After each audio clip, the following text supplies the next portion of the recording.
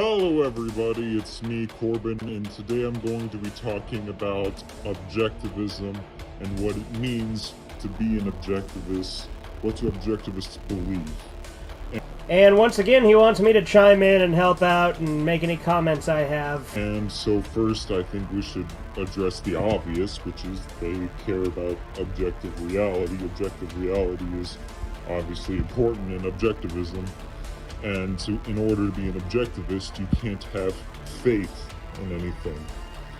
And this is something where I think Ayn Rand definitely wouldn't like me because I find a lot of joy in religious contemplation, but I mostly focus on the philosophical side of religion.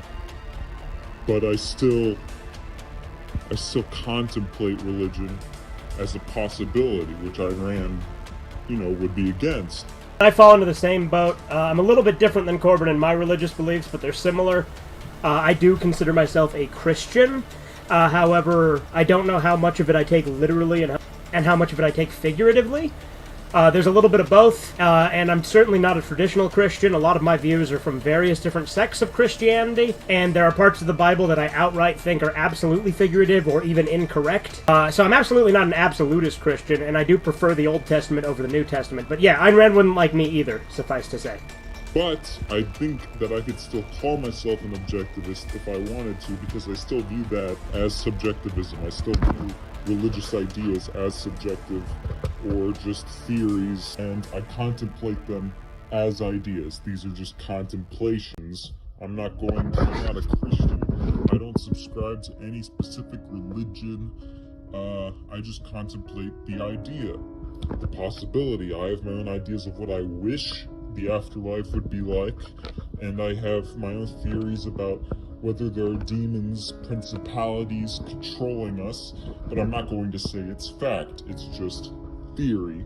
I mentioned this in our last collaboration, I'm pretty sure, but there's the rational mind and the irrational mind, which I think we have both of, our objective and our subjective perspective, both of which go, collectively, to what makes our thoughts. In order to be an objectivist, you can't rely on faith, and I don't rely on faith. I have faith in nothing. I only believe in what I can take apart with my mind and put back together. I only believe in something that can be obviously observed. And that's why objectivism often comes off to people who are really into philosophy as simple. People say it's simple. That's right, it is simple. It's really easy to understand objectivism, and that's good. You should want your philosophy to be well understood. You should want your philosophy to have structure and to actually be applicable to the real world. Yeah, that's the thing. People often mistake complicated for correct or smart. People will go out of their way to say things in ridiculously overcomplicated ways and think that it makes them intelligent, when actually, if you have a good idea and you want a sign of intelligence, you should be able to boil that idea down to a baser level where you're easily able to explain it. That's not saying everything is simple, because there are complicated things in life, sure. But at the end of the day, if you have a core philosophy, it should actually be explainable and not just a bunch of bullshit college essay type words that people like to throw up there and pretend they're smart. And that's the problem with philosophers like Nietzsche or Carl Jung or philosophers like that, is they're subjectivists, really. They contemplate all of these fantastical ideas that aren't reasonable. They aren't built in reason, and they have no structure. And that's why I often think that a lot of Nietzsche's ideas are sort of socialist. He's not a socialist. That might be a bit of a misconception. People think that Nietzsche's a socialist because of his connections to National Socialism, but he is not a socialist. Although I would say that philosophically, there are lots of aspects of his philosophy that are found in socialism, and I would say the same about Carl Jung. This is why I prefer Sigmund Freud, because I think that Ayn Rand is the philosopher of the ego, while Sigmund Freud is the philosopher of the id. And I would say that Sigmund Freud is a philosopher I would say that scientists generally are actually philosophers. Science is a philosophy, psychology is a philosophy. And people today, when they talk about psychology or science being more important than philosophy, or politics being more important than philosophy, you're a dumbass, and you don't know what the hell you're talking about, and your mother should have swallowed you. But yeah, to be an objectivist, you have to believe in objective reality. I would say another aspect of that is objective morality, that there is an objective good, there is an objective evil, and this objective good is based in selfishness, self-preservation. What is in your own best interest is what is good. What is in the not in your interest is what is bad, and this is why I think there is a great flaw in Christianity, because Christianity says that we are to sacrifice ourselves, and that is a blatant evil. Now this is one area where I'm going to slightly disagree, but only slightly. I think that there are acceptable types of self-sacrifice. Sacrificing yourself for your ideas, sacrificing yourself for your family. I just don't like the idea of unnecessary self-sacrifice and the overemphasis that Christianity has on self-sacrifice. So I think that it has its place to some very small degree, but I think people absolutely overhype it. And also I think there are types of self-sacrifice that don't involve your death that we all do every day. You do have to make certain sacrifices and compromises in the way you operate, which I know in a video about objectivism, the term compromise is often a dirty word, but I view compromise as an inevitability. Not a good thing, but an inevitability. Yeah, and to want to live like Jesus Christ, to me, seems moronic. Jesus Christ did not live a good life. Jesus Christ literally was tortured to death, had the most painful experience that a person could possibly have. Why the fuck would you want to be that guy? Makes no sense. And that's not to say that Christianity doesn't have lots of great ideas. There are lots of ideas in Christianity that you can find in objectivism, which is like I would say part of what makes morality in the Bible, in the Old Testament especially. In the Old Testament, if you look at what's good and what's evil, well, what's good, I would say, is selfish in the Old Testament. The New Testament would definitely disagree with that, but look at what is a sin in the Old Testament. No, it's mindless self-indulgence is a sin. Like, you would say that's selfish. No, you don't know what you're talking about, and your definition of selfishness makes no sense. Selfishness is to do what's in your own best interest, and in the Bible, gluttony is a sin. That would obviously be a thing that's bad for you. The Old Testament's telling you not to indulge yourself to the point of self-destruction. Don't be lustful, gluttonous, greedy to the point where you are jeopardizing yourself. That was what the moral standard was back then. All morality back then was rooted in selfishness. Even if you look back then, what we considered to be good wasn't somebody that provided, who gave up themselves for everyone else. Back then, what was good was somebody that was strong and powerful, intelligent, and good in the way that he was able to provide to the people that he specifically cared about and had followed his own goals. But now, being good is basically the same as being an altruist, where you're giving yourself up for other people. And not only that, but expecting other people to give up themselves for you, as if forcing your ideas onto other people could ever be a good thing. The problem is too many people want to help people just for the sake of helping people. And while I think it is a good thing at times to help people, it is usually best to focus on yourself. I think that the best time to provide and give yourself up to other people is when it is mutually beneficial. You are both gaining something from it. And that's the problem everyone has now, is because people's innate compassion is being twisted to make people do things that are against their own self-interest. And you can see that modern morality says that you can't interfere with other people's lives.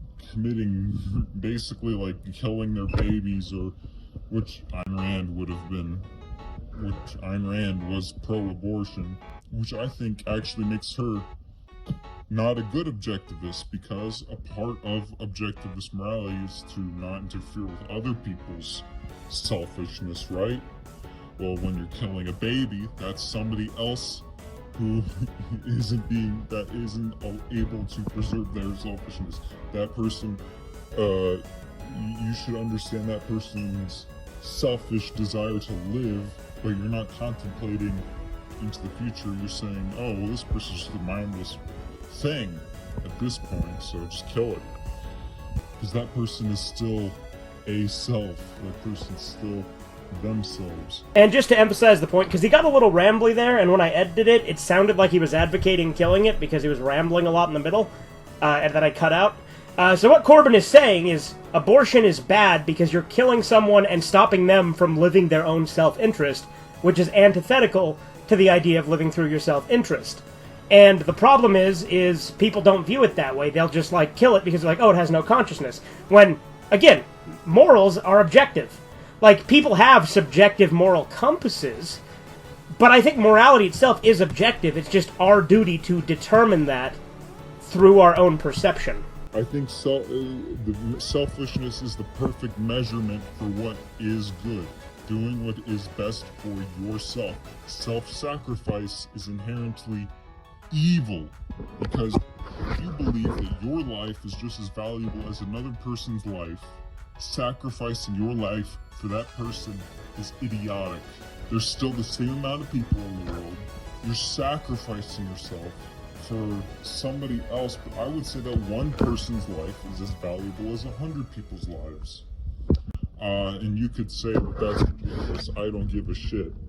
My life is as valuable as 100 people's lives. What are you determining the value of life on? The value of life should be infinite in itself.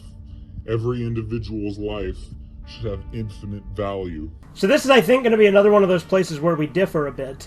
To me, the lives of my family are much more important than the lives of anyone else. I don't give a shit about a lot of people, but my family and friends and a few others I care about a lot more, so I value those a lot more. Now granted, that's not speaking to their objective value, but through me, to me, the only lives that really have a substantial amount of value are the lives that have value to me for a reason. And another thing I want to talk about is idealism in objectivism. Because Ayn Rand believed that art had to be, should be romanticized. You know, you should romanticize life. Hope for the best, you know, and Ayn Rand thought that art, like the art from ancient Greece, you know, strong figures, you know, Atlas, holding up the earth. Art is an important part of life. We need something to point at and say, this is what men should be. This is what we should aspire to be. I think we should still acknowledge what we are, which is these hideous fucking evil creatures that just want to take everything. We are inherently selfish in nature, which is why objectivism, you know, is right. We are selfish in nature. Every motivation you have to do a selfless act is rooted in selfishness in itself. The Christians, when they do something good, it's when they do something selfless, not good, but when they do something selfless, it's motivated out of selfishness because they want to go to heaven or they want to appeal to God. They're going against their own nature for the sake of God, which is also part of the problem with Christianity, is it sort of goes against nature, and I think naturalism is important. We should be following our nature. We should be, and I'm not a naturalist like the fucking people that call themselves naturalists that are vegetarians. Yeah, real fucking natural, you idiot. But nature is an important thing, and that's why I like philosophers like Nietzsche, too, is because I would say that he was trying to replace concepts that were brought up in the Bible. Same with Sigmund Freud and Carl Jung. All those people that, you know, and Charles Darwin, they all, you know, inspired their work off of each other.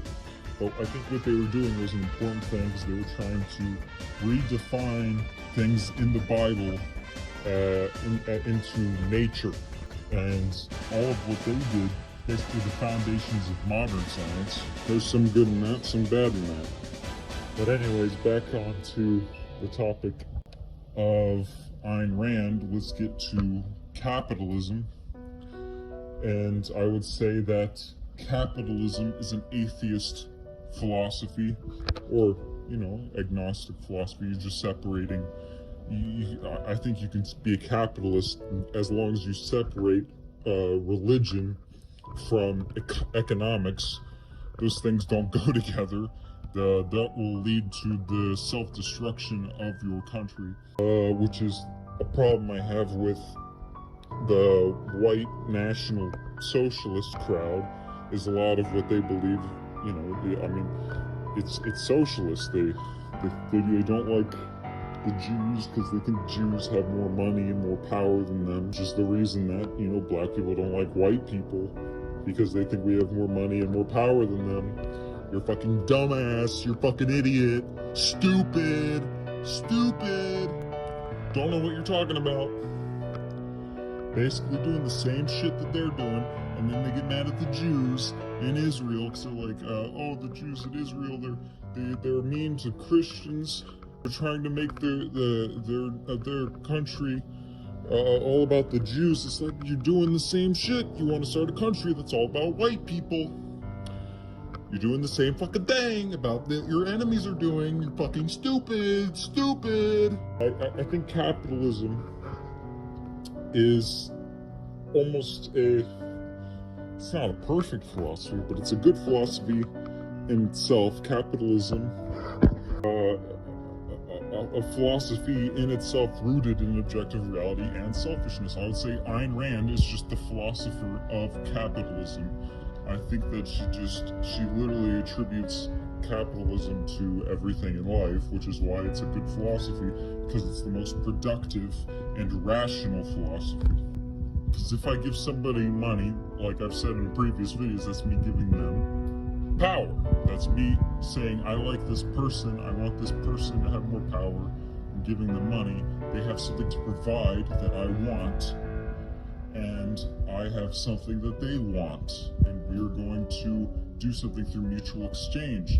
And see, the thing is, Ayn Rand is against compromise. I'm against compromise too. You shouldn't compromise your core moral values, but I think you should compromise lesser moral values for your bigger moral values. Right, it's like I said earlier, compromise is an inevitability. It's not a good thing, but it's an inevitability. We have to compromise every day to exist in a society. It's just gonna happen. Don't compromise on your core moral values, but understand when there are things that are okay to compromise. Sometimes compromise is necessary to not compromise other moral values. But what I'm saying about this is a business transaction in itself, I would say, is a compromise. Somebody is getting maybe a little less than what they wanted, That's often the game of capitalism. Somebody gets what they earned, somebody gets a little less. So there is a compromise involved. It's not 50-50. Life never is 50-50. There's nothing in life that's 50-50. And I would say that one of the core things that's wrong with objectivism is Ayn Rand assumes human beings are more rational than they are capable of being. And a capitalist society is still inevitably going to fail. A socialist society is going to fail a lot fucking quicker, which is another thing that drives you crazy about, like, the white nationalist crowd. You think that this is not gonna fucking last. Look at literally every socialist civilization in fucking history, you dumbass, stupid. Good luck with that. Gonna work out real nice. And I think that there's really a problem with Christianity and socialism and things like that. Like, these people are going to allow your civilization to fall. Notice that at the end of every time something goes wrong, who are the people that fucking freak out and act completely irrationally? It's the Christians. Every single time that our civilization gets close to falling apart or some shit goes wrong, the Christians jump onto the fucking, oh, Jesus is gonna come back. We better get prepared. We better give up on literally fucking everything. Because they want the end of the world to come. They don't want to fix their problems. Something that drives me nuts with that type of Christian is when they're like, oh, Jesus is coming, we don't need to do anything, we just need to sit back and let everything fall apart, because God's coming! It's all gonna be okay! We don't gotta do anything! Have they never heard the expression, God helps those who help themselves? They just fucking ignore that part. Which is why I think that capitalism and Christianity, they aren't gonna go together. They're not gonna work together. And if I have to pick myself or Christians, I'm picking myself. Now, while I do agree there are a lot of parts of Christianity that ultimately end up becoming incompatible with capitalism, I think that there are ways to merge the two, but that typically involves taking aspects from both things. I would say with modern interpretations of Christianity, absolutely there's a lot of issues that lead to, like, socialism. And that stems a lot from the New Testament, obviously. There's a lot of things in the New Testament about, you know, self-sacrifice, the meek will inherit the earth, that sort of thing. But I do think there are elements of Christianity that are absolutely compatible with elements of capitalism. But the problem is people go all gung-ho in with one or the other. And the problem is, life doesn't work like that. Every ideology is flawed in some degree. I'm not going to do what's good for my people, which is the problem with National Socialists, is they're always talking about their people. They're basically selfish in their own way, but they're applying it to what they're choosing to identify as, which is white people or some whatever race, or trying to apply to some small aspect of themselves and say that this is who I am and I'm going to stick with other people with that are the same as me. Stupid. Fucking stupid. You're defining yourself by one characteristic and saying that you're only going to stand up for people with that same characteristic. You're a dumbass. Just look out for yourself. Take it all the way. All the way. You're halfway there. Just take it all the way to yourself. Don't play this stupid altruist fucking game. Because at the end of the day, that's what Nazis are. They're altruists. They want what's best for their people, or they want to ensure that the people at the bottom have money. But the Bible itself says, don't work, don't eat, right? Well, I absolutely agree with you on focusing on yourself, and I think it's fucking retarded that people have this concept of, oh, my people, and that sort of thing. To me, my people are my family. I do think that community is a very good thing, and to an extent, to have a society, you do have, to some degree, a set of shared values. But the problem is, a lot of these identitarian groups make it all about arbitrary things, and just have that one arbitrary thing be the only thing they give a shit about. I've said this multiple times before. I would much rather live with a bunch of based Cubans, Korean dissidents, and people who escaped communism than I would to live with some European socialist piece of shit who does not share my values at all. Just because they're white doesn't mean they're going to have my values, and I think it's retarded when some groups of people act like it does. But yeah, I've been thinking about that a lot, because there's the libertarian part of myself fighting with the nationalist part of myself, you know. Personally, I don't find those two parts of myself to be at odds. I think nationalism and libertarianism can work really well together. When you're speaking of libertarianism on a national level, and focusing on your own nation, your own communities, your own societies, and keeping it protected with a strong border, and keeping out people who would destroy it, whether that be through conflicting values, or through all sorts of other things, be it direct attacks. But more often than not, it is those conflicting values that are invading our society, which is why I think the overemphasis on immigration we've had for a long time is a bad thing. I think that immigration in and of itself is not inherently good or bad per se, but I think focusing on immigration and having immigration treated as a good thing is actually a bad thing. Because the more immigrants you bring in, the less of the shared values you have. And I think that those two can go together. We just need to figure out how to do that. And I think that anarcho-capitalists, libertarians, or objectivists, lump all them together, and National Socialists, white nationalists, MGTOW people, we should all be coming together to come up with a new philosophy that's actually fucking productive. It actually takes into considerations all aspects of life, but instead people are going to stick to their ideologies, and they're going to give 100% into an ideology. It's not going to work out. Whatever truth we're going to find, it's not going to be in one ideology. If you believe literally everything Ayn Rand says, you're a dumbass. If you believe literally everything Hitler says, you're a dumbass. If you believe that everything Donald Trump says, you're a dumbass. Hey, stupid. You're blowing from stupid town. Yeah, that's why I always say follow ideas, not people. People are fallible, ideas are less so. Anyways, this will start off as me explaining objectivism, then it just got me getting angry about white nationalists for some reason. But this isn't, even if you're a white nationalist watching this, or a national socialist, I don't hate you, I don't have a problem with you.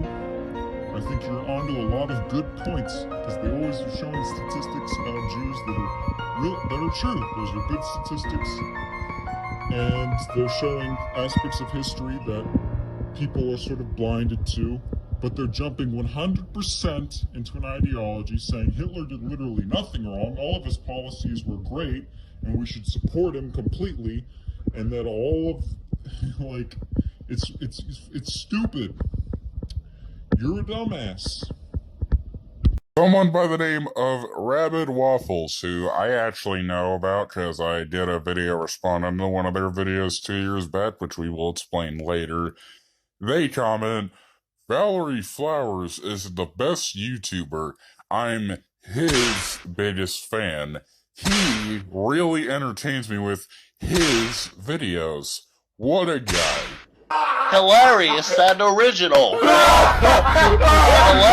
and original. Hilarious and original. Hilarious and original.